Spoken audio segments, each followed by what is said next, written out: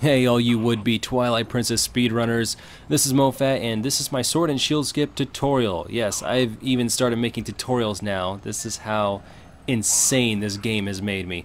But anyway, moving on, I decided to make this tutorial because there are a lot of tutorials out there, but for the most part they're not very good quality. You can't really see where to position the Bokoblin, and they don't really discuss the timing, so those are the two main things that I'm going to address in this video. Okay, so the first thing I want to show you guys is where the trigger is, and I'm going to freeze the frame here right about now, voila. And this line that I'm highlighting right here is the trigger. You cross that line and that's where minute pops up and says you need to go back and get the sword and shield. This is the trigger that we're trying to jump over. Okay, so the Bokoblin actually needs to be positioned in a way where he's angled towards the wall just like that. And the reason we do this is because when you attack him and get ready for the super jump, he flies more towards the middle of the trigger, and that way you're not super jumping into the left side of the wall. Because if you do hit the left side, then your momentum slows down and you don't make it all the way over the trigger, even if you do get the long jump. Okay, so now that I've told you about the angle, I'm going to talk about pretty much exactly where you need him to be. Now this position that I'm showing here can vary just a little bit.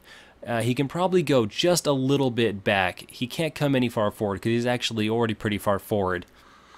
But basically you want to get him behind this line right here that I highlighted earlier, and this white splotch that I'm highlighting right now.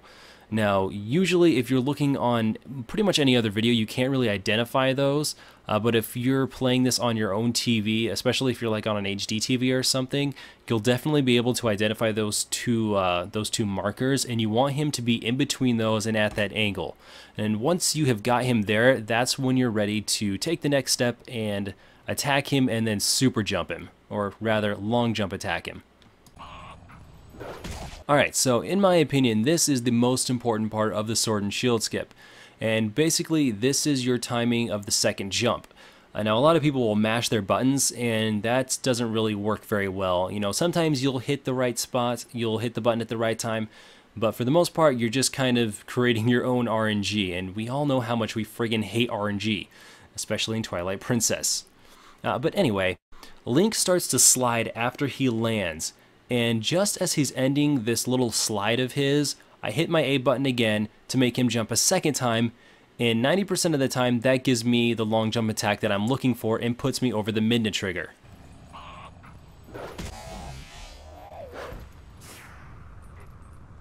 Okay, so that's the end of the tutorial, and this is the method that I have had the most success with, that being knowing when to hit the A button a second time and actually do the long jump attack.